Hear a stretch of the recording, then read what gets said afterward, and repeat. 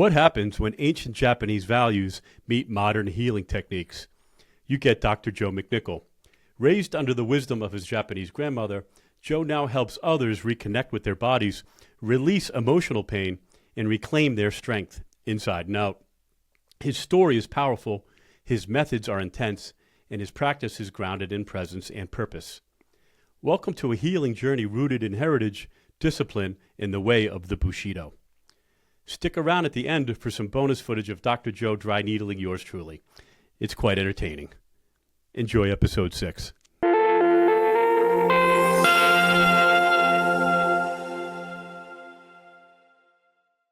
Dr. Joe, welcome to the show. Great to see you. It's great to see you, Stu. It's an absolute blessing to be here. Oh, man, this is awesome. I've been trying to schedule this with you for, several months since I got the concept going on the channel. You're such a beacon to so many people in our community. You know, you've served so many people. Matter of fact, I was at the gym today with David Langley, and he brought your name up. Yep. And I mentioned that I'm interviewing you today, chatting to you today. But, you know, you're a beacon. I mean, that's the best way to put it. People look to you. You've had so much influence on people's lives. So we've got a lot to talk about. But I got to say, congratulations on your newborn girl, Nora. You know, congratulations to Ashley, Bruin, and Ronan. Is Ronan the name of your cat? Yeah, Ronan, yeah. All right, yeah, cool. You got it, buddy. Yeah. No, I got some great messages. We also have a new kitty cat member named Yuki. Oh. And we got her like the day before we found out that she was pregnant. Oh, that's awesome. And somebody was telling me, like, we need to get another cat for Ashley to, like, support her. I'm like, I don't know why she needs support. But I guess I know why now. Well, that's awesome. A lot of love in that household. Oh yeah, big time, buddy. And I would also say that you yourself are an absolute beacon of light and wisdom for this whole community, New Hampshire and Massachusetts community. I was just speaking to and treating Dylan from Born Ready. And he was like, Stu is the greatest. Stu has helped me so much in my journey. And he was like laying down the blessings on you. So, yeah, he's a great guy. Thank you, Joe. He's a great guy. And, you know, Joe, I say it all the time to my clients and on this channel. You know, it's a quote from the Dalai Lama. And I'll paraphrase it, but, you know, essentially we're here to help each other, right? And love each other. absolutely. And, you know, we try to do that in every step we take. And that's just the journey I've been on, I think, my whole life. And, you know, I'm lucky and blessed to be a part of the local community in the fitness world. It's been great. I've made a lot of great friends, you know, and, yeah, no, it's great. And this channel is going to be great. I'm enjoying it so much. Met some great people, learning more and more about myself. And it's great because I've been meditating now for about 8 months, I'd say. Nice. Pretty consistently. Yeah. You know, awesome. it's a discipline for sure, Joe. It is. It's a muscle. You know, it's like every other muscle needs to be trained. It's it. And it's hard. It is. But I mean, this is my experience and it's, you know, it's different for everybody, but I loved when I first started, maybe not when I first started, but once I like got the hang of it, started getting going, like for myself, like during meditation, I just feel all the energy moving and I'm very like feely kinesthetic. And basically it was like a whole nother, like, you know, in the beginning of the gym, like you get those noob games and you're like, oh my God, this is the greatest thing ever. And I had the same thing when I first started like meditating, praying, you know, energy manipulation. It's just like, I got all these noob gains, like just like so much growth so quickly that it's like, yeah, it shows you there's a whole new kind of aspect to reality you didn't really think of. No. And it to your point, now that I've been, you know, on this road, I think I've always been a deeply spiritual person. There's no question, but meditation is it's been helpful for my anxiety and depression and all that stuff. You know, I highly recommend it to everybody. It really is, you know, quieting your mind. Like I said earlier, it can be very difficult sometimes, you know? Yes. So, Joe, I want to talk to you a little bit about your childhood. Let's go back a little bit. I know your grandmother played a big influence in your life, and I want to start with your childhood and then kind of your relationship with your grandmother. Absolutely. So basically, had great two parents, mom and dad, and they're still together. Perfect role models for me and my wife. And me and my wife have been together since I was 15 and she was 14, and it's we just hit the 17th year together. Oh, that's great. And I'm only 32, so it's pretty awesome. Crazy. So I had a blessed childhood, but I was pretty obese, pretty sickly. Nothing like too crazy, but I was always like just not feeling good. Always had fatigue, always felt stiffness and inflammation and all sorts of other more spiritual, emotional issues like, anxiety, low self-esteem, all this kind of stuff. Not at all to do with my parents. I would say it's more so the conditioning of how, the TV and the media and, how, the structure of society in which like the mother has to work, the father has to work. So then, you're left with either daycare or, well, thank God, like I was hanging out with my grandmother, my Nana. She's from Tokyo. Her name is Kazu Takahashi. And basically she, like a lot of the time, just raised me and my brother while my parents were at work. And it was just so fun because we got like sushi instead of peanut butter and jelly. Oh, that's awesome. Yep.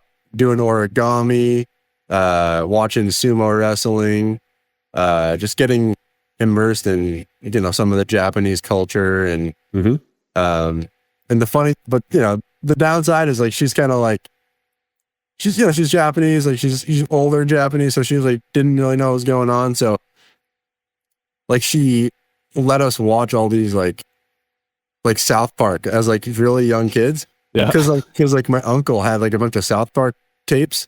Yep. And, she was like, oh, it's a nice cartoon. And like, she would like watch it with us and we would just be like, what is this stuff? Like, so we, Joe, how old were you around that time? We were probably like 4, 5, 6. Oh man, that's awesome. Here, we'll play a nice little cartoon. And like, yeah, it was not a nice little cartoon for a kid, but hey, we enjoyed it. So, and it turned out great, but yeah, long story short is, my whole like health journey kind of stemmed from my childhood. Right. Because again, I was like obese. I was like 120 pounds by second grade. And I was very active. My parents put me in like all the sports and I was, biking everywhere. I was like eating the 90s kid diet like everyone else was, but it just so happened that my genetics, I just like held on to that sugar, held on to that fat, like, and I did not do as well as like, for example, my brother, like he's a spitting image of me, but just better genetics. And so he could eat the 90s kid diet, which is basically like sugar and everything artificial. And, he had like a 6-pack, but I was like 120 pounds. So I am so blessed that happened though, because that's what led me into my health journey. Started to research diet, fitness, exercise at like 12 years old, I'd say. Started really consistently training at that point, dieting at that point. And then by the time I was 14, 15, bought a gym membership and probably went 6 or 7 days a week for 1 to 2 hours a day. And for probably 13 years. Nice. And now I found a routine that's like, it's a little more chill because I have like other priorities, but I'm definitely still prioritizing fitness and health.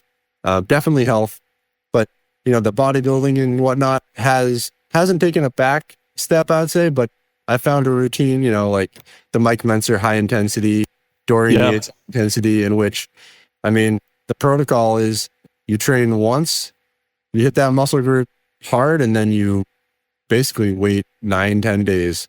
But I wait like, a week, but I just basically train 1 or 2 days a week at this point. And I'm maintaining 90% of my muscle and 90% of my athleticism. So for me, it's a pretty good trade-off, with where I'm at in my business and my family. And one day I can't wait to get back in the gym like more frequently with my daughter and just like spend some good quality time with her, basically. Yeah, that's awesome. Let me circle back to your daughter real quick. How has being a dad changed your life? And I guess part 2 to that question would be, how has it changed your outlook or perspective on life? Yeah, if at all. Yeah, so, you know, in the meditation circles, spiritual circles, you know, it's all about unconditional love, and putting, you know, others in front of yourself. And so, you know, it's a hard pill to swallow, but like, you know, we're all narcissistic to some degree in order to survive. And basically when you meditate and you contemplate and you like look within and you're objective and not subjective, you know, I was noticing that, you know, there was more not narcissistic, but, you know, more self-reliant tendencies that I would like. And I'm, you know, I've been working on, putting others truly first, and myself, you know, on the back burner when it counts. Like sometimes you have to put yourself first. Like it's like the airplane analogy. If you're not healthy, you're not feeling good, you're like vibration is low, then you're not going to be able to help others around you. So you do have to take care of yourself. But very important. Yeah, but I've been really looking to put people first and like just have that unconditional love for others. And this is like opened my heart wide up. Having a daughter, it's like no other way to find yourself in like the second bracket of importance. Like she is like number one with me right now. And you know, I love my wife to death. We've been together 17 years, but like it's not the same like kind of love, you know? It's just like a whole nother kind of love, and they're innocent, they're relatively helpless, and so it's all about you just dedicating your life. And so it's been a huge spiritual, I guess, revolution for me.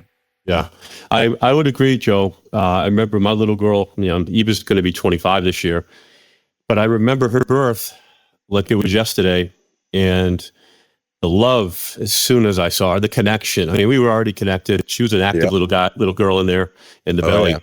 But man, you're right, and it's such a beautiful love. It's like no other, without question. You know, without question. It's a beautiful thing, Joe. You're on a great journey. You know, good stuff. That. Yeah, good stuff. All right, let's go back to your grandma for a second. Yeah. Where did you become or hear about Bushido? And was that from you through your grandma? Yeah, my grandmother and my uncle, and just being around that whole Japanese side, we're like really, you know, I learned all about Miyamoto Musashi, his name. And Miyamoto Musashi is like the greatest samurai to ever live, in my opinion, and I think in most people's opinion. He fought 70 people to death, never lost, clearly. And basically he was very spiritual. Like he was an outlier.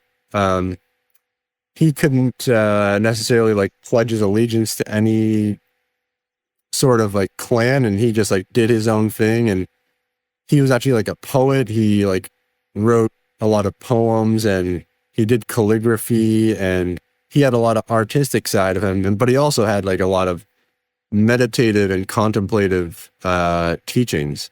And he was all about using the mind and the body and like unifying them to truly like be the greatest warrior. So it's not all about rage and anger and I'm gonna kill you. Like it's about going into battle and pretending like you're already dead, but trying your hardest. And just being so relaxed that you can, you know, sense when the person's going to move. If you're not relaxed, there's no way you're going to be successful to the degree that you could. But of course, you know, like say you take two equally skilled fighters, the more relaxed, the more optimally relaxed fighter is going to win.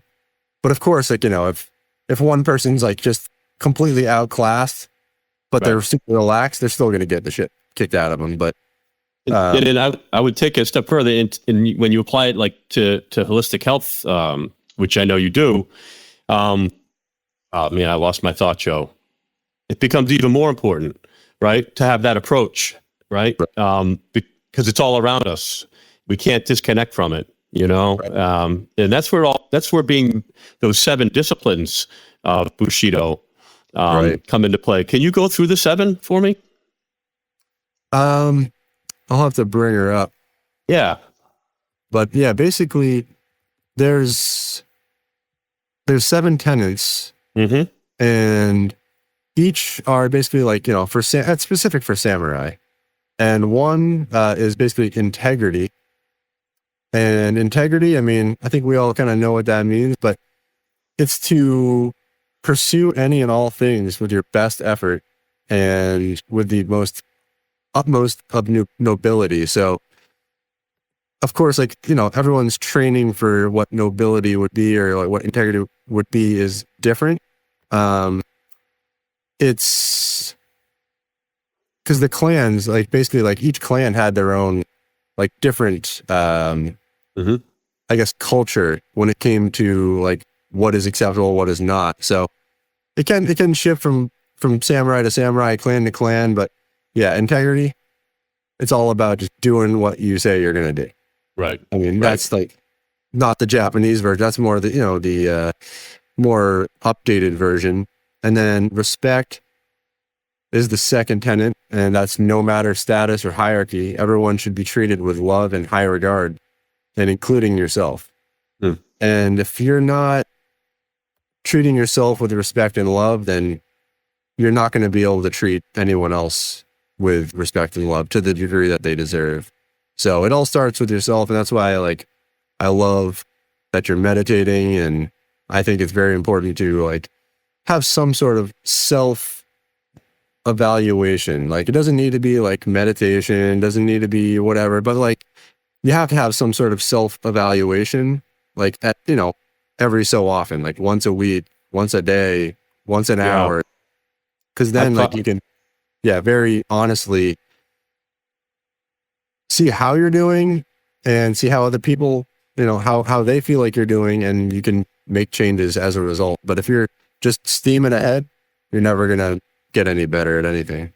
No, to your point, I seem to be operating optimally when I'm doing just consistently a 5-minute daily meditation mid-afternoon. Just a quick one. Should say quick, but the key, I guess, is to shut the mind off, right? And I can when I'm consistent with it.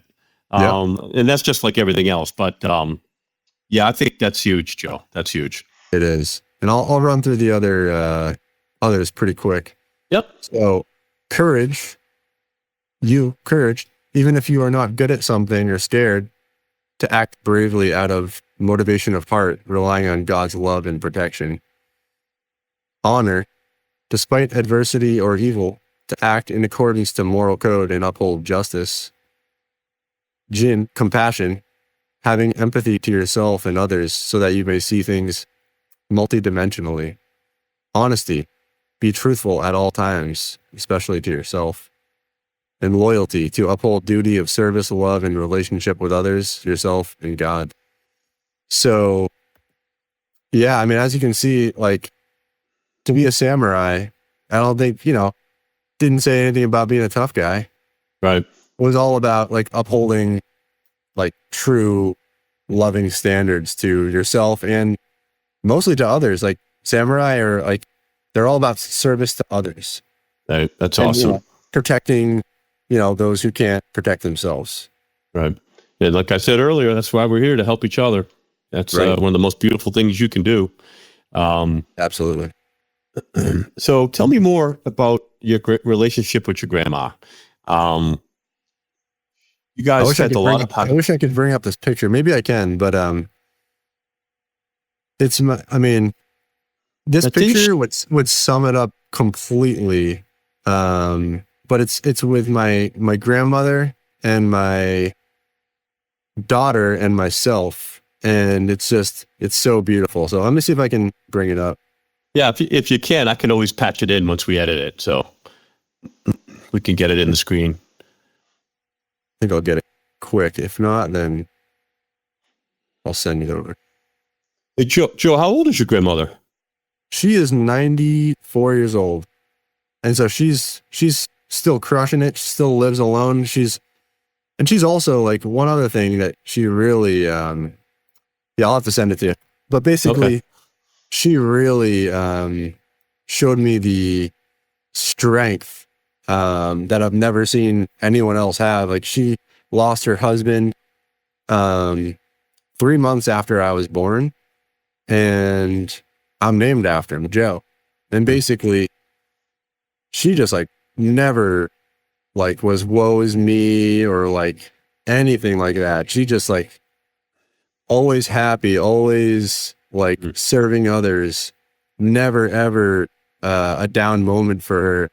And like she just keeps plowing through, like 94 and still living alone, and like she's still like a blessing, like just like an absolute blessing to everyone she comes by. She's like always like asking like what can she do for them, and it's like, no, what can I do for you? You're 94. But like she's like, no, I have to serve you before you serve me, or please don't serve me at all, because I just want to serve you.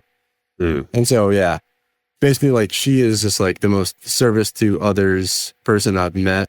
And again, like super strong through adversity. I mean, she grew up in Japan, in Tokyo. She was born in Tokyo next to a sumo wrestling school. So she was like, love sumo.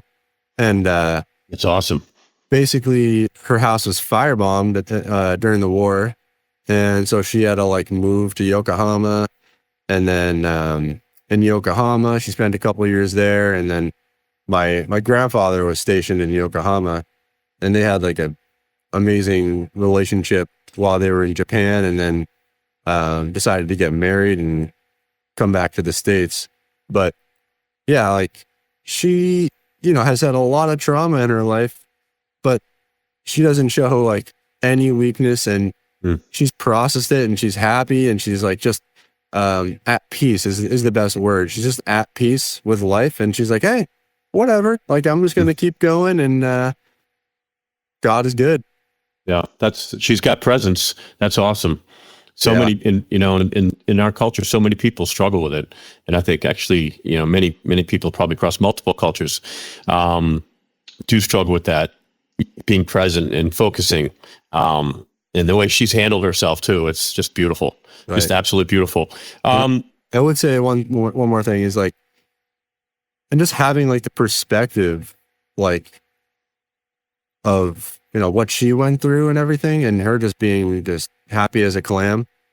Like I think that really subconsciously just put something in me that I'm like, nothing can faze me, nothing can bother me. Like whatever happens, like I'm here for the ride, and I'm going to be happy about doing it, and I'm going to do it well. And I have that,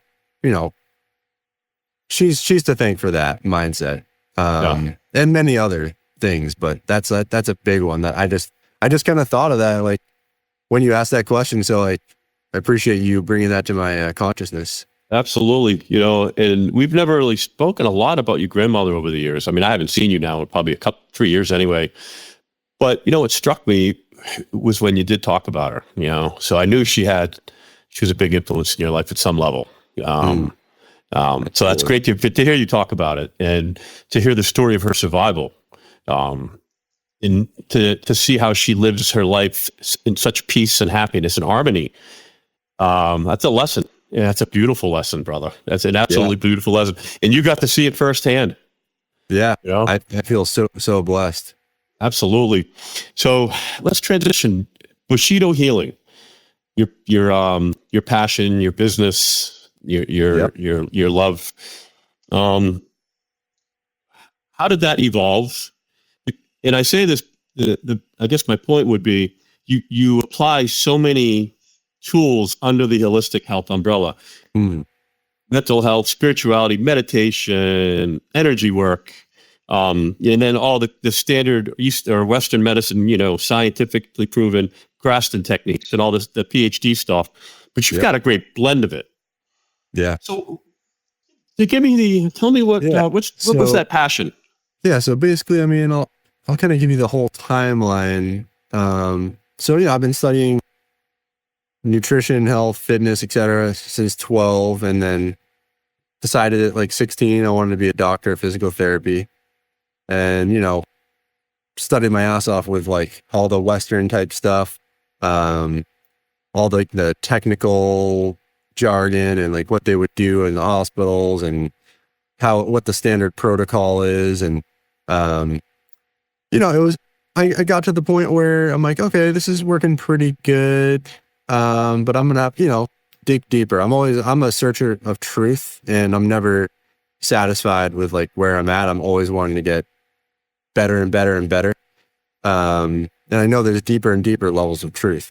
So basically started with, obviously like the doctor level stuff, and then you just keep learning and learning and learning. And I kept learning these new manual therapy techniques, and they were great. Like, such as like Graston, using the tools. Mm-hmm. Then like the big part of my journey was when, probably like a couple of years after school, I was introduced to like craniosacral therapy and myofascial release and a couple other like energetic techniques. And basically, when you get to the end of those teachings, they're like, look, their issue isn't physical. It's emotional, subconscious, energetic. And our bodies are just truly a hologram of, this is my opinion, and you don't have to believe this at all, but this is like where I'm at with my beliefs. And it lines up with like, Eastern medicine, like Chinese, Ayurvedic, lines up with all the techniques and all the things I've studied. Basically, like, say there's like a light, like, that shoots through the film, just like an old time movie. Like there's a light that shoots through the film, and the light is our soul or God or whatever you want to call it. But it's like projecting us into reality, and the film is all of like our subconscious beliefs and programs and emotions and energies and inherited whatever. There's a bunch of different things that can go upon the film that project our reality into the 3-dimension.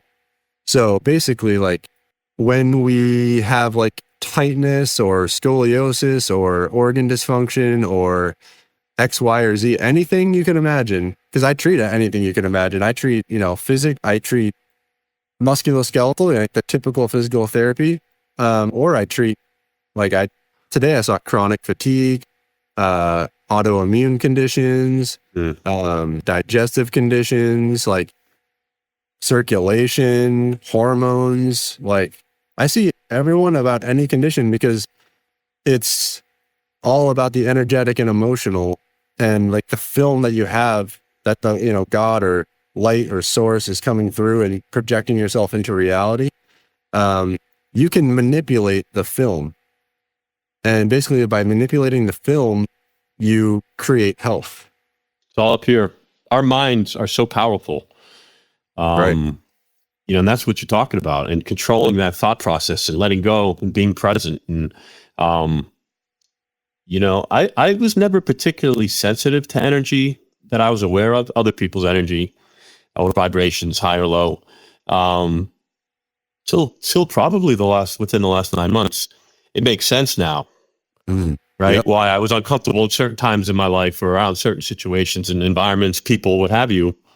But I think that was that epiphany was it was an amazing awakening.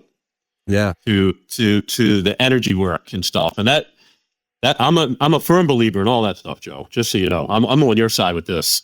Our minds are such powerful tools. They can control our body, and they can control it in a good way, and they can control it in a bad way.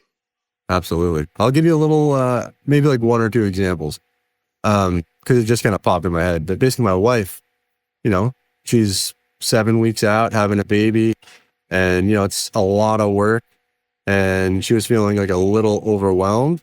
And basically like she had just put the baby in the bassinet and changed her and fed her and all that. And she's like, finally, like I can lay in bed and just relax and whatever.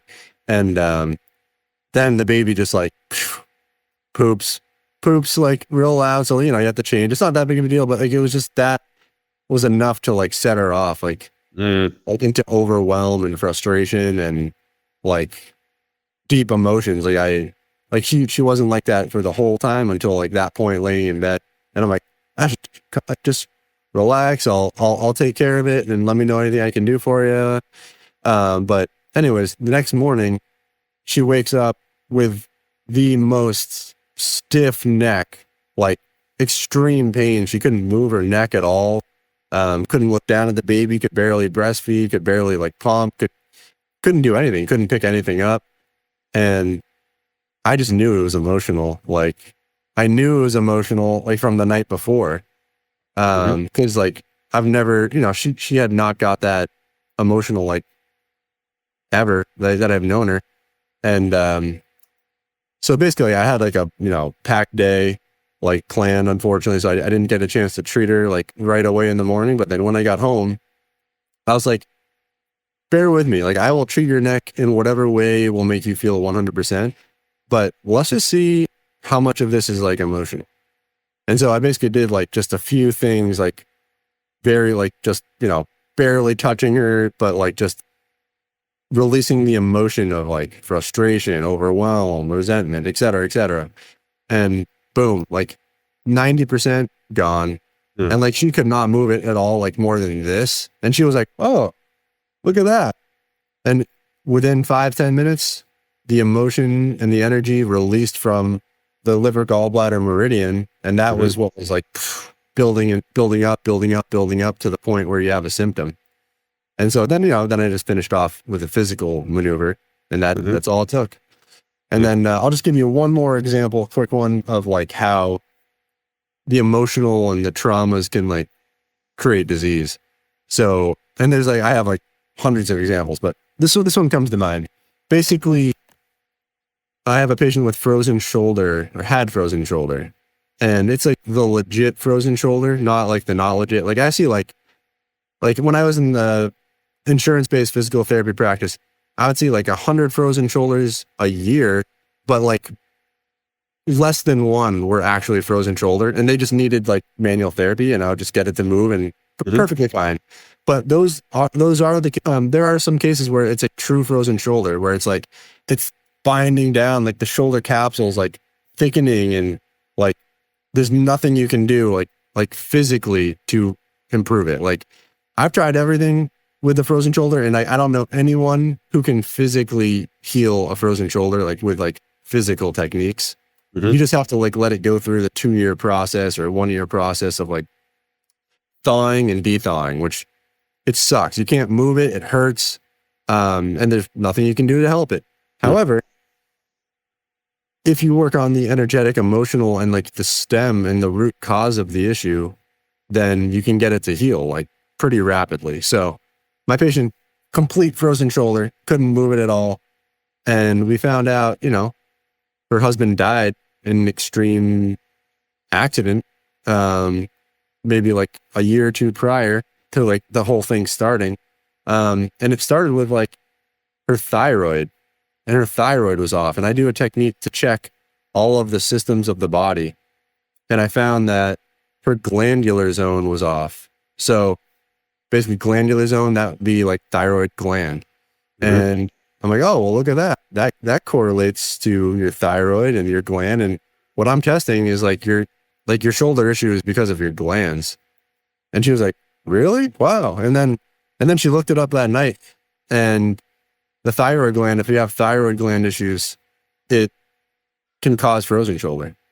And basically we worked on the emotion and the trauma of basically like her husband passing away, which released the glands, the thyroid gland and the hormonal glandular system.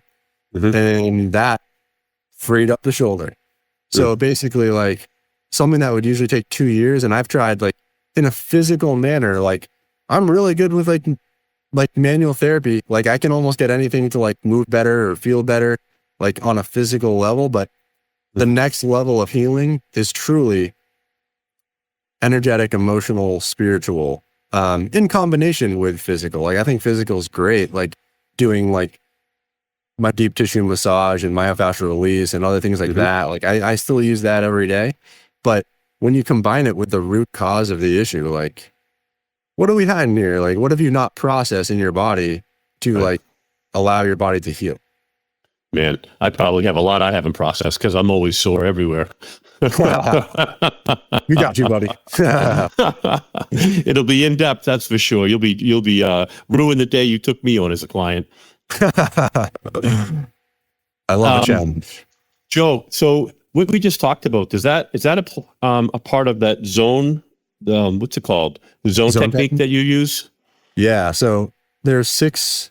Basically, zone technique is a system, which is like my favorite technique, I would say, out of everything. But I use many techniques during a session, but like, this is my main focus because it tells me basically a check engine light type scenario where I can check the back of your head and it's checking every single cell of your body. So there's 6 zones. So glandular zone, eliminative zone, nervous system zone, digestive zone, musculoskeletal zone, and circulatory zone.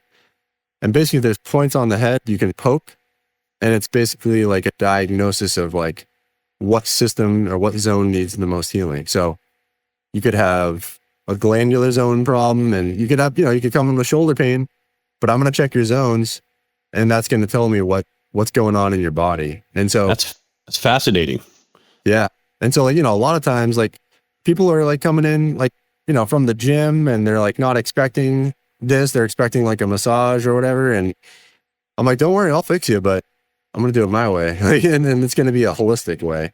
And so, like, they come in, like, one girl had like awesome.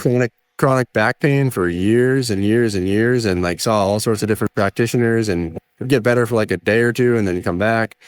But long story short, digestive zone, like she showed up as digestive zone, and until like her digestion was like addressed, like her back pain was always going to come back.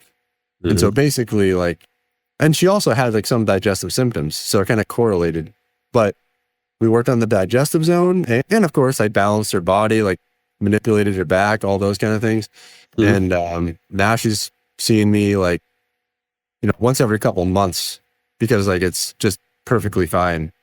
And that's the way you get like lasting healing, is by working on the root cause, obviously. Do you know who started? Like, is it the zone technique like from Eastern medicine? Is it a? Yeah, so it's pretty cool. I mean, I'll give a quick summary of it, but a guy named Dr. Flinched from the 1920s, 30s.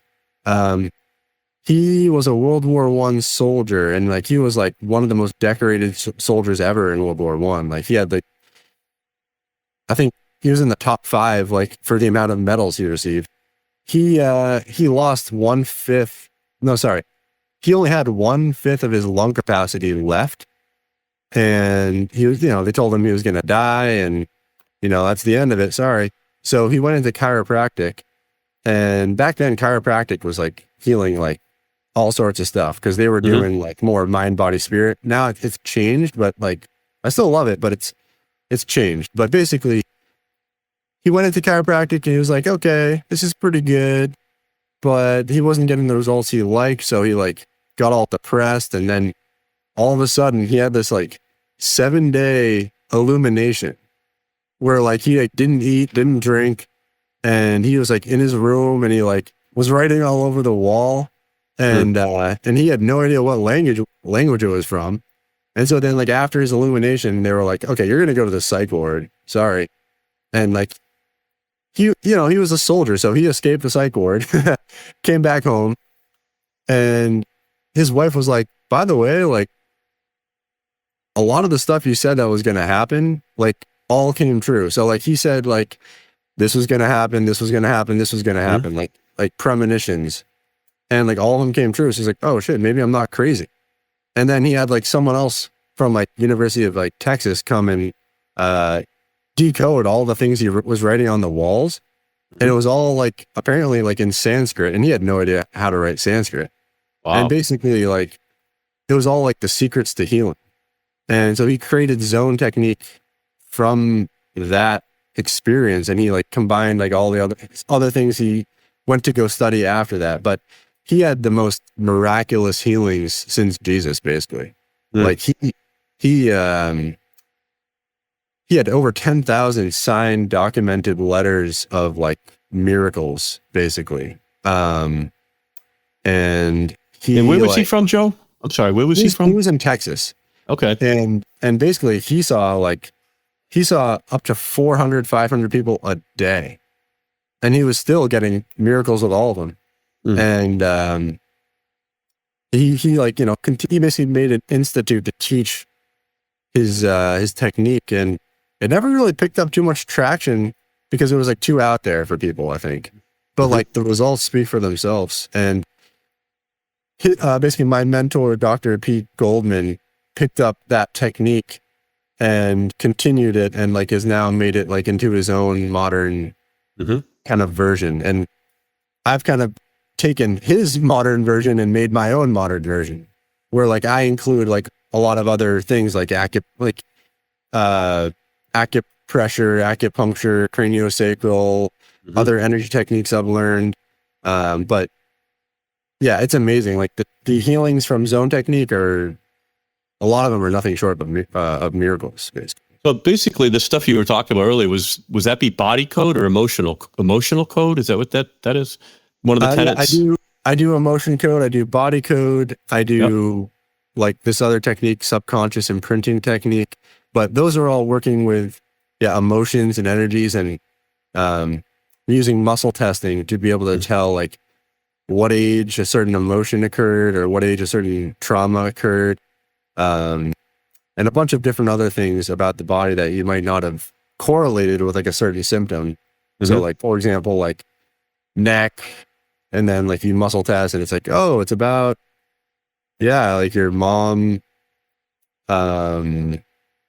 you must have gotten in a fight with your mom at like 4 years old and it was pretty bad. And then like you tensed up, and then like the emotion never let go. And the imprint, you know, the film, the light coming into the film, it's still projecting into the film. So then like anytime you have any like stress, like there it goes. It's all, like you said, like it's energetic, it's emotional, but it's subconscious, it's mental, but it's like below the level of awareness. That's why it's called subconscious. It's like you're not aware of these things that like are running your life, physically, mentally, and spiritually. And basically, like a little tidbit is from zero to 7 years old, our mind is running in the delta wave state. So that's basically you're under hypnosis. So basically, like, you know, everything that happens, everything your mother tells you, your father tells you, your colleagues, your brothers, your sisters, your cousins, TV, music, everything that goes into your awareness, visually, physically, smell, taste, all that, goes straight into your subconscious, just like a hypnotist would do. Like, you know, you're a bird, you know, act like a bird. Like 0 to 7 years old, your whole entire life is shaped. And, you know, unless you do these techniques, you know, or whatever other thing that works, like you are who you are at 0 to 7 years old. And it's hard to change that, but it is possible. And of course, other things can happen after 7 years old that shape who you are and like can change the film. But it's, man, that deep rooted 0 to 7 year old stuff is like, if you work on that, like you're going to be infinitely healthier and happier. Like if you really go back and like analyze it. I always say trying to reconnect with your inner child. That sounds like a little bit of that, you know, becoming innocent again, right? And letting go of any biases you may have learned from the media or negativity from other people, right? The power of positivity, Joe. Absolutely, my friend. Absolutely. You know? Craniosacral stuff. You were mentioning that earlier. So what exactly is that? So craniosacral is an amazing technique. Many people don't know that like all of our bones and all of our organs and all of our cells, like they move at rest. It's like, it has like a beautiful, like almost like a fish's gill. Like there's movement to all of our bones and there's a rhythm to all of our bones. Would that be our circadian rhythm, or is that something else? That's more to do with like our sleep wake cycles, circadian rhythm, versus like the craniosacral rhythm is basically like the movement of all of our body. But like more specifically, like in craniosacral, they talk about the cranium and then spinal cord going down into your sacrum. There's like a fluid within the brain and within the spinal cord that nourishes our nervous system, our brain, our spinal cord, our nerves going into like all of our cells. And basically it's called the cerebrospinal fluid. And if the cerebrospinal fluid isn't moving properly, that can lead to a lot of different dysfunctions.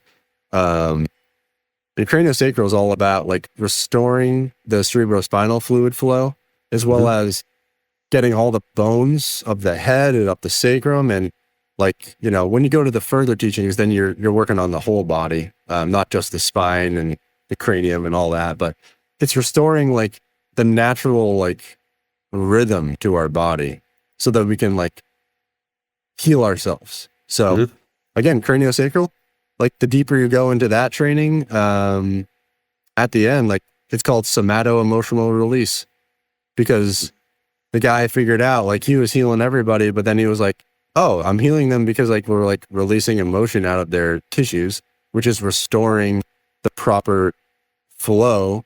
Like if you could imagine like, so like say like we're talking about your cranium, and the cranium's supposed to expand and contract.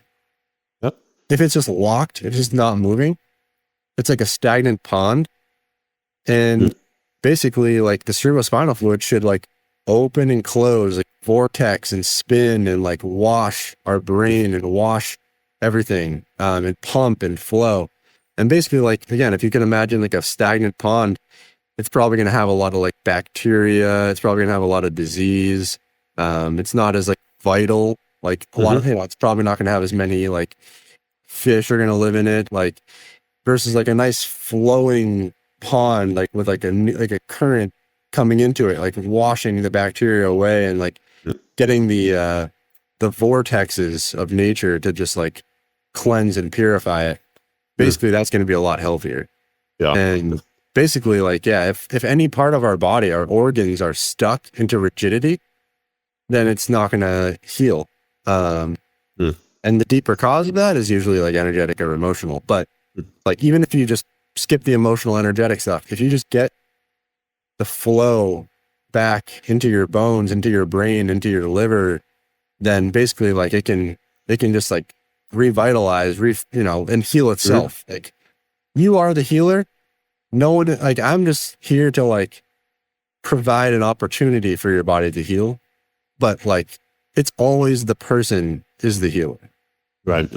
You know, it's really getting back to like some of the other techniques that you've done on me and others. Graston, the Graston technique, which is very painful. But, oh man, it's tough. But you explained it to me, you know, pretty succinctly, and it was basically the flow of blood. You know, you're restricting that, right? You're making, and it's the same thing with that the cerebral fluid you're talking about, right? You got to keep things moving. If the body's not operating efficiently like that, and there's blockages, you're going to run into issues. Right. And you know, so it all makes sense. It really does. Yeah. It's just how you apply it is mind-boggling to me, Joe. It's beautiful. Just your whole approach is it's awesome. It's absolutely awesome.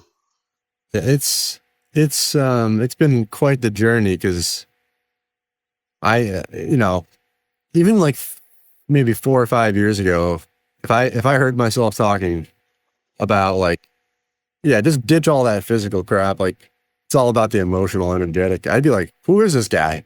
But honestly, I'm all for results, and I'm all for like permanent results that, you know, you don't have to keep coming to see me.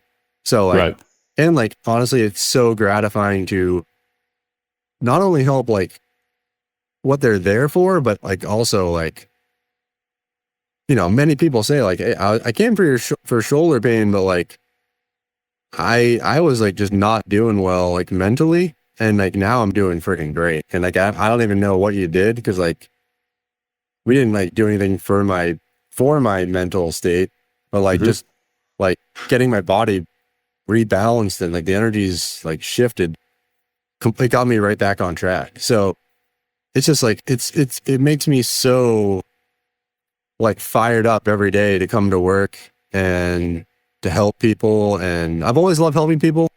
Like, as you know, I had you come over to my house, and like, Right. I On a Sunday. Yeah. On a Sunday. Absolutely, Yep. Joe. On a Sunday. I love loved it. I loved it. I met your cats, your cat, your dog. Ashley was usually home when it was going on. She could hear me screaming. Yep. And she made fun of me a few times, if I recall. Oh yeah. Well, We'll talk. She does the same thing with her dad. Like when I'm like getting into her dad, she's like, "Come on, Dad, what are you, a wussy?" So she likes to give people crap. Oh man, it was a great experience. It was a great experience. And it just goes to show you these techniques work. And the other thing we did was dry needling. We did a bunch of that stuff, and that's amazing, huh? Oh man, I love dry needling, especially with like bigger guys. It's like I can get the results of like 20 minutes of digging into something with just one like, and it just like twitches and it releases. And can you explain to me and the listeners what is just define like dry needling? Well, how does it work? Yeah, so there's like, there's acupuncture versus dry needling, and like acupuncture, like there's like energy lines throughout the body, and you're needling certain points to like restore the energy flow. Versus dry needling is basically you're using the same needle, but you're targeting trigger points, and you're targeting scar tissue, you're targeting spasm of the muscle, and you're able to like pretty much instantaneously break up like really old crap and really deep crap that like, sometimes you'd have to dig in for like minutes to days to hour, whatever it might be. Like it takes sometimes like there's some like knots that are super stubborn, even if you're just digging in there. But the dry needling, a lot of times it just like goes away, and I'm like, it kind of mind feel boggles. it too. Yeah. When you did it to me, how many times, how many sessions we've done, but it's funny when it gets in there because it twitches. It's a kind of a goofy feeling. It doesn't hurt, but I guess you could have to describe it as a little uncomfortable, Yeah, it can be painful. Sometimes it is, sometimes it's not, but like, it's interesting. It just goes, it like twitches, and then it releases. It's like that twitch. Explain what that is exactly. That's the knot or the adhesion. Is that what that is? Yeah, like when you really get the knot, like it just kind of like everything just lets go. Like that's what that is. Yeah, the whole nervous system like just kind of lets go all at once, and it just jumps. So Joe, let me ask you. I got to ask you. Yeah. Sometimes it twitches for a while, right? Yep. Does that mean it's a bigger adhesion? Or does that mean there's more energy being released? Yeah, basically it's a combination of like, in my opinion, probably like energy being released, and then like the knot is most likely, there's nerves and arteries like everywhere intertwined into the fascia, the connective tissue, the muscles, and like basically if you've got a knot and the nerves are going through it and it's like contorting it, then basically the bigger the knot, like the more the nerves are going to be affected. And so basically like the nerve being affected is going to make the muscle not fire as well. It's going to make it like tighter at the tendon. But yeah, basically it's a bigger knot, more comprehensively like affecting the nerve. So basically when there's multiple twitches, it's usually like multiple areas of like nerve entrapment, which sometimes you don't even know, like, oh, I don't have nerve entrapment. And then like you needle it a few times, like, oh wow, that's actually firing a lot better. So like a lot of like athletes and bodybuilders like to come to like optimize their function in the gym, basically. Absolutely. I think when I was competing, I probably saw you as consistent as, I would say, once a month or so, maybe every 6 weeks. Yeah, something like that. Yeah, and we would spend 2 or 3 hours together. Oh, yeah. Yeah. That was a good time, dude. Joe, I remember one time you were Graston me, and you were Grastoning the stretch mark on my pectoral from my shoulder down my pecs. Yep. And I swear to God, it felt like you had a lighter, like an inch from my skin. It was brutal. I was screaming and I was crying. And that's when you said, my grandmother didn't cry like this. And I Graston her last week. And then Ashley pumps up from the bedroom, wherever her office. And she said, yeah, Stu, she didn't scream at all. Oh, man. So funny. Great Honestly, memory, though. Great memory. What I've seen is actually like, especially with Graston, bodybuilders have way more pain with Graston than the average person. Because I think they're just like, they're building up way more scar tissue, and fascial like blockages, adhesions, especially like, with the stretch marks and things like that. That's a telltale sign of like fascial distortion.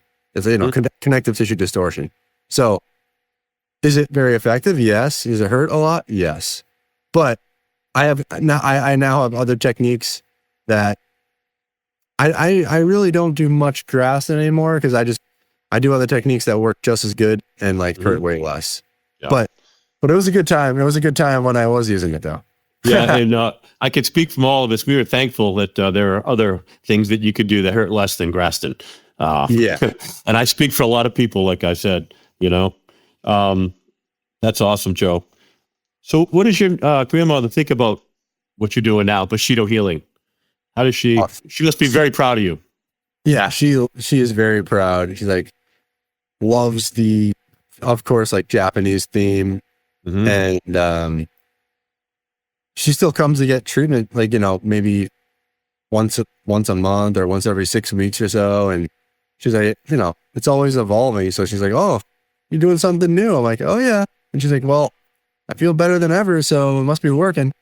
But yeah, she loves that I'm so close. Like I'm like 5-10 minutes away, and she just like she just loves it. I mean, me and her have like this relationship that it's just like, you can't explain it. It's like unconditional love. But like, of course, like my daughter, that's a whole nother level of unconditional love. But it's my first, I guess, like sampling of unconditional love. But yeah, she's very, very proud. And yeah, sometimes she doesn't understand like the energy stuff. I don't even try to explain it, but I'm just gonna, hey, just lay back and you'll enjoy it. That's awesome.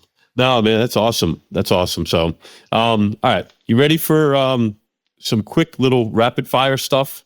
Some goofy little questions. All right, this will be fun, Joe. I was looking forward to this one. All right, worst self-care trend you've seen? Ooh, worst self-care trend you've seen? Give me a minute on that one. There's a lot. I know. Ice. What do you think of ice baths? Ice baths, I mean, definitely work. In my opinion, like, can be handy, but it's also like kind of overrated. Because like especially if you're a bodybuilder and you're trying to build muscle, you don't want to be like, it's proven that like icing a muscle reduces protein synthesis, and it also reduces like healing from injury.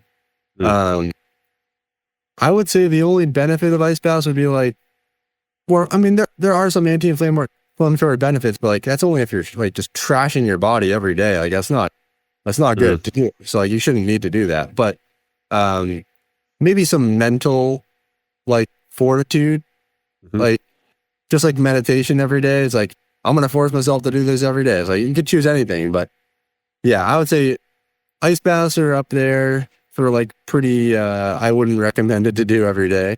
And then I would say, man, like anything that you think you can bypass, like just simple nutrition, sleep, hydration, like exercise, like that is like 95% of the equation.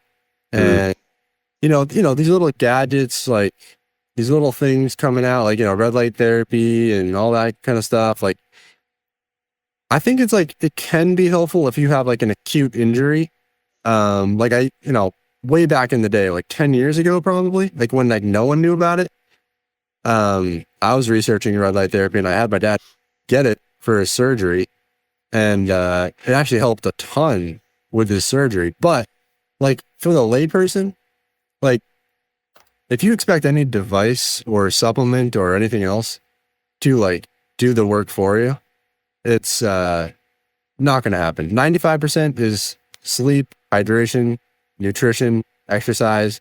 And then I would add in like some sort of meditation or mental contemplation or whatever it may be that you just like settle down. But pretty much, I mean, yeah, to answer your question. Well said, though. Pretty much everything that makes you think that it's going to solve all your issues without changing. Well, I was going to say that's our society, right? Take a pill, the big pharma medicine. Right. It's nice to see this shift to more holistic health. I mean, you see it a lot more in doctors' offices and stuff.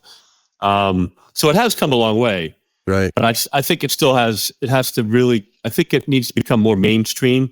Right. And it's nice to see a lot of energy around it, Can I throw a little tidbit in there? Is basically like, even in the holistic realms, like, some people, I'm very happy that they're coming from, taking drugs to taking herbs, but like, it's still like it's the same mindset of like, I'm going to take this herb to fix me. It's like, no, fucking fix yourself. Like basically like you can't not, you have to like, it all comes from within, like 95%. And then of course, like if you want to take some like electrolytes, like that's fine. And like, if you're like deficient in some sort of nutrient, like, yeah, take the nutrient, but like, there's nothing that's going to save you. Like if you're taking like turmeric every day for inflammation, like, why are you inflamed? Right. Like, why are you inflamed? Like, so like, even the holistic stuff, like holistic is mind, body, spirit. And people call themselves holistic, but they're only doing body. Like they're just saying like herbs, that's holistic. Like, no, where's the mind? Where's the spirit? Right. So yeah, like that's my little rant on holistic. Because like I see a lot of people like coming out of the Western into the Eastern, and they're just like, they're doing the same thing they were doing, but it's like slightly healthier, but not getting to the root. Yeah. Well, you're deeply rooted in that culture. I mean, you really are. You're deeply rooted in that Eastern culture. That's why, I think people gravitate towards it, Joe. I gravitated. I've turned many people. I've mentioned your name, and they've reached out to you over the years. So it's working. It's working. You've got a great clientele and people that care about you. More importantly, Yeah, I'm blessed. All right. So most common cause of people's pain in one word: emotional or physical. What are the most common cause? Emotional. But like, it might take 30 years to like pop up, but emotional. Like even like an injury in the gym, for example, like say your mom died, and like you never processed that. Basically the lung meridian runs from your thumb like into your deltoid and into your shoulder. And like say you're shoulder pressing like 20 years later, and like you always, it's always been like a little funky, like not the same as your other side, but then all of a sudden like you have an injury in it. Like, guess what the original cause was? Like it was actually like the meridian like not functioning perfectly, which is not activating the musculoskeletal system and nervous system properly and sending the proper energy flow into your shoulder. And then, it could be a matter of days, like my wife, like it was like overnight, or it could be like literally 20, 30 years down the road, and then it's affecting you. So it all comes down to energetic, emotional, but like, I think like physical treatment in the meanwhile, while you're working on it, I think is great too. That's awesome. This is kind of going back to the Graston days we were just talking about. Has anybody ever tried to leave mid-session? Any of your clients try to go, get me out of here? Because I have thought about it. I had thought about it several times, but go ahead. That's funny. No, I would say, if anything, they're just like, hey, can we back it up a little bit and just chill out? And I'm like, oh yeah, sure. But that was back, like, I practiced for like 10 years, like using that tool. And then like, there were some people wanting to tap out. Nowadays, it's like people are like passing out on my table. So I like that better. I remember one session, Joe, where you said, don't freak out, Stu. And then you grabbed like a flat crowbar and a hammer. I'm like, what are you going to do? I thought you were going medieval on me, man. Yeah. What would that be used for? Yeah, that is basically like a very gentle joint manipulation technique. So it's like, if there's ribs or a shoulder or, any sort of bone out of place, like you can just like gently tap it back into place. And that's what you did. You were gentle. I tell you, it was scary as heck. See you come out of that room with those stuff. The way it looks is not good. Yeah, the optics aren't good, Joe. But it wasn't painful at all. And yes, it was. You did you did it on my shoulder. I do remember that. Yeah, If you could meditate with one person, dead or alive, historical or otherwise, or meditate or pray, something spiritual, who would it be and why? Well, my living role, my role model, Jesus, basically. He's got a lot of, baggage on him, and a lot of people think different things about him, but like, I just love like listening to exactly what he says, not what other people say. Like, right. Just say if you listen to what he teaches, it's like fundamental, beautiful. Like forgiveness. And he was like, beautiful man. Oh yeah. I mean, like during sessions, like I throw in a lot of the teachings. Like I don't go religious on people at all, but like basically like he was right. If you don't forgive all others, then you can't be forgiving yourself.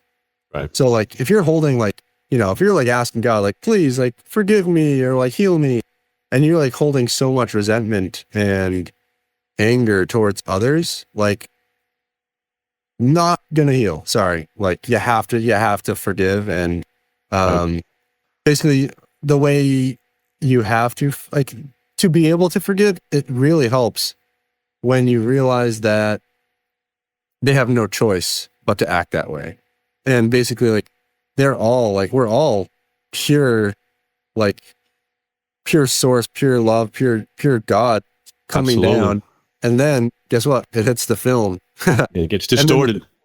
The film projects Hitler. The film projects like XYZ, like that person or whatever. And basically like, unfortunately, Jesus would say like, did I say like, are there any exceptions to not forgive anyone? No. Like you have to forgive even the worst of the worst of the worst of the worst. And you don't have to forgive their actions whatsoever. And you don't have to, you can just like still like, basically like teach against their actions, but like at a soul level, like no one has any choice in the matter of like how they act. Like it's all like subconscious. So giving forgiveness and grace to people that like may not deserve it, like you definitely on a conscious level are like, there's no way I can forgive this person. It's really good for your soul to forgive them. And that's my favorite Jesus teaching. So yeah. And the light, just always be the light, right? The higher vibrations. And just he preached love. That's it's just a beautiful thing. Love is a beautiful thing. All right. So along those lines, if you could work out with one person, dead or alive, All right, lift weights. Let's just maybe we're going to crush some chest or something. What would you do? Who would it be? Yeah. Oh man. I'm gonna go with Ronnie. I got to go with Ronnie. He was like, oh man, Back in his heyday, for sure. yeah. He inspired me and my brother, and just like such a great guy, such a legend of just like he's just like so pure and innocent, like, and yet such a legend. And he grinded. He like did what he had to do, and he knew what his soul's mission was. He knew what God put him on earth to do, and he's like, I'm gonna do it. And if I'm crippled at the end of it, I'm content. And that's exactly what happened. Yeah. And his approach has never changed, Joe. He's still incredibly positive, and he's still a beautiful soul. And he's going through hell right now, but you'd never know it. He's always got a smile on his face. And we're talking about Ronnie Coleman, everybody listening to us. He's one of the greatest bodybuilders of all time. And Ronnie Coleman, really, Joe, for your generation, was the Arnold Schwarzenegger sort of my generation, you know. And when people ask me that question, it would automatically be Arnold Schwarzenegger. I mean, he played such an influential role in many people's lives in the 80s. I would say that would be a close second for me, because I read, the bodybuilding encyclopedia. Yep. And I was like obsessed with pumping iron. Like great documentary. Yeah. Me and my father-in-law would watch Pumping Iron over and over again, and probably watch that, like, I don't know, probably close to 15, 20 times. And, anyone who knows me, like, I don't watch movies more than once. Like, I want to like learn something new. I can't repeat things over, but like, right. I just like watch that over and over again. So for everybody listening again, it's the documentary Pumping Iron with the young Arnold Schwarzenegger. He was about 27 when that was filmed. I think he was going for his 5th or 6th consecutive Olympia title at the time. But it's so 1974. Yeah. Just watch it for that, because you'll be cracking up if you're not into bodybuilding. But that defined a generation, and that created the bodybuilding culture. That was a huge part of it, Joe. But one of the greatest, in my opinion, one of the greatest documentaries of all time. When you look back on what that young 27-year-old Arnold Schwarzenegger accomplished in his life, what he overcame, and his dedication and determination. And I know he's had some issues along the way, but that's human. We're okay. We make mistakes, but he's still a great guy. He's somebody I still look up to, and he's got to be 77 or so, 78. Yeah. He's still a very active guy.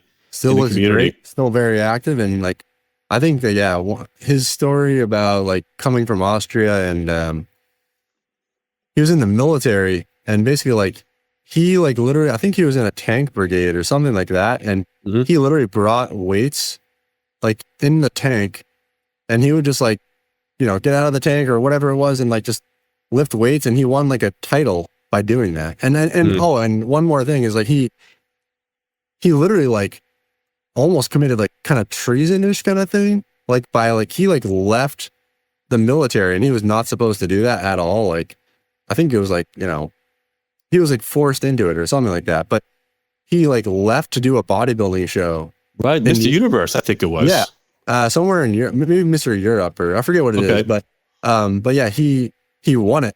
So then like, they were like, okay, we forgive you, but you're going to do it like, in collaboration with us this time. And he's like, okay. But I thought that was such a cool story. Yeah, he's got tons of them. And in the book, The Education of a Bodybuilder, it's basically his autobiography. He talks about when he was a child, and they would take the weights, to your point, and a bench into the woods, and they have a grill out there. They'd bring a fire pit or something, and they'd be cooking chickens all day, and he would just bench press with his buddies all day. And I love that. To the point, I loved it so much, Joe, to the point when I was younger, I was about 24. We didn't cook chickens in the gym that I worked at, but we ordered Domino's pizzas and just benched all day and just kept eating pizza. That's as close as I got to it.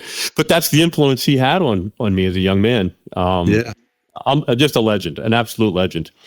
All right, Joe, final reflections. I want to ask you, what would you say to somebody listening that might be struggling right now, struggle a little bit emotionally, physically, in some pain? What would you say to them? Yeah, I would say that no matter where you are, who you are, there's infinite amount of potential of growth and healing. Like, I've seen everyone and anyone be able to heal. And, people like 80 years old, 90 years old, 50 years old, whatever it might be, like struggling their whole entire life. Like I have one patient with like just suffering chronic, terrible pain for 50 years, been to all sorts of healers, never had anything touch it. And, he almost gave up, suicide, XYZ. And basically, like, it's the first time in his life that he's getting relief, and he's able to, his mind, his body, his spirit is transforming. So anyone and anyone can heal and get better. And I would say, like, a big part of it is like, if you need help, go get help from someone, like some sort of professional. But I mean, it all comes from within. So, I mean, it's easier said than done. I can just say that, and like, it can be like frustrating potentially to hear that, but, spend some time, maybe like starting with some breath work, just like, like just breathing, relaxing. Sometimes that's all you can start with, because like the mind is, telling you bad things. So basically, True. like, if you just breathe and you get into some breath work, I think that's a great way to start, because you just have to concentrate on your breath, and it takes the attention off of your mind. It does, Joe. It does. Eventually you want to go into the mind, and into the heart, and like evaluate it, and really like be honest with yourself, like radically honest. That's hard, because like we don't want to self-awareness. So Yeah. I talk about that often, and it's so important. And how can you project forward if you're not completely self-aware of what you have or who you are? Absolutely. Any issue, there's so many issues in life we go through. It helps if when there's a conflict or something went wrong, you just start with yourself. Could you have done something better? Right. For people struggling, I think like back to your point, breath work. For me, if I'm having a bout of acute anxiety, as soon as I can recognize it, sometimes it takes longer than others to recognize it, right? Yep. But when I do recognize it, I automatically, Joe, go to breath work. Yeah. And it is, for me, within 30 seconds, my brain's found some level of homeostasis. Not perfect, but I'm escaping that bout of anxiety. So to your point. That is like, anyone can access it. It's free. And I've never not seen it help to some degree for some. Absolutely. Always. It's amazing. Always. And even if you have, like you said, 30 seconds, like in the middle of your day or whatever, 30 seconds can like really change the trajectory of where you're headed. And if you spend like 30 minutes, I mean, that's going to be a huge game changer. But that's where you start. Like, that's like, symptomatic relief. But then the next level would be, like you said, self-awareness, analyzation, contemplation, and, seeking help if you need help, basically. Yeah. And that's when, also exercise plops into that too, right? I always talk to people about the importance of exercise when it comes to mental health, how it's helped me over the years with anxiety, and to a lesser extent, depression. I don't have much depression, but it does poke its head up every now and then when I'm struggling. My go-to has always been the gym, and it's great to have another tool in that toolbox through meditation and spirituality and energy work.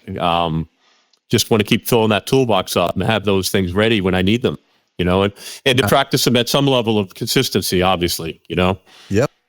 And it really helps, like, when I'm training in the gym and I have a training partner, it's like, it's good to have these tools available, because, sometimes, like, it's like I was saying earlier with the relaxation thing, Miyamoto Musashi, the samurai, but also like another one of my like favorite Japanese martial artists ever, Koichi Tohei. He was a legend. He was probably 1950s, 1960s, Aikido legend, like probably the greatest Aikido practitioner ever, including like the founder. He would like fight, wrestle like these like 200+ pound guys.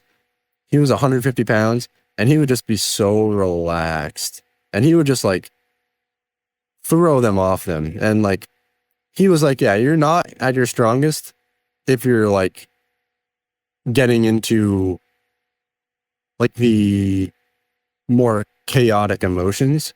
Like basically like staying relaxed is most optimal. And of course, like every activity has a different level of like optimal relaxation. Like, so like meditation relaxation, that's like the ultimate relaxation. But like weightlifting relaxation, I mean, that you're not going to be as relaxed when you're meditating, but like staying relaxed enough to like contract the muscles you want to contract without engaging any other muscle.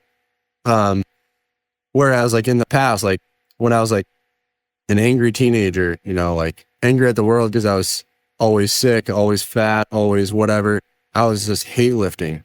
Like it was it was a great medication for me at the time, and like it definitely helped. And I'm obviously like, thank God for the gym, because I don't know what I would have done otherwise. But I kind of messed my body up, like because I was hate lifting, not Zen lifting. You know, and that's the mental approach too. I imagine if you're hate lifting, you might not be paying much attention to technique, because you're probably trying to throw some weight around, and that can lead to bad things.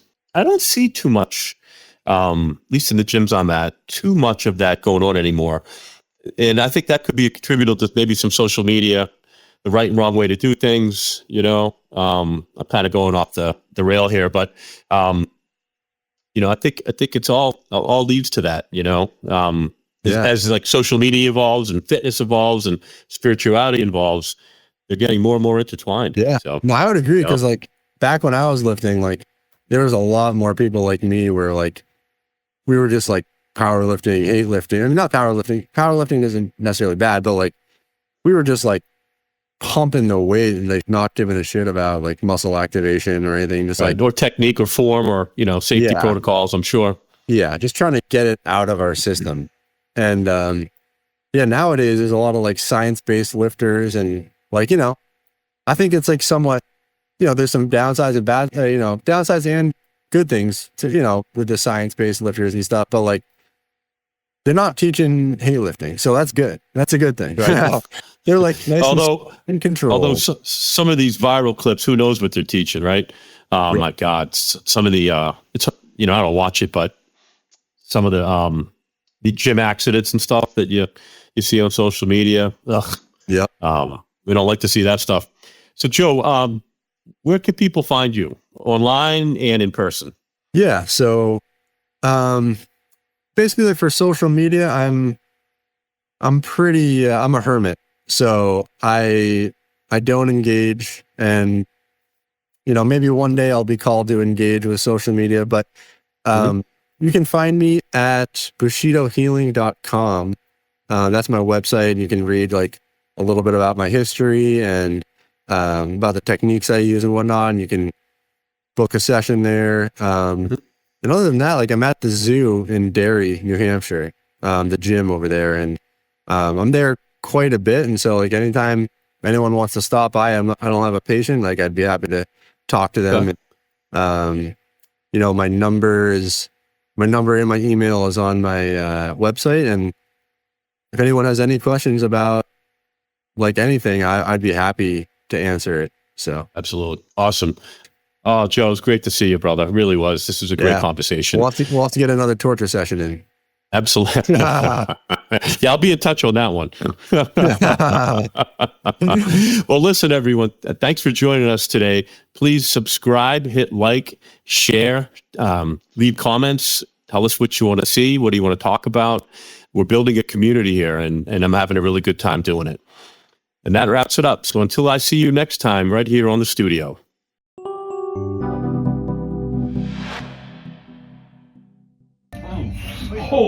Oh, God, that's in there. Oh, God damn it. Oh. Oh, God, but you can't. There's nowhere to run. There's nowhere to go. I'm f***ing stuck here.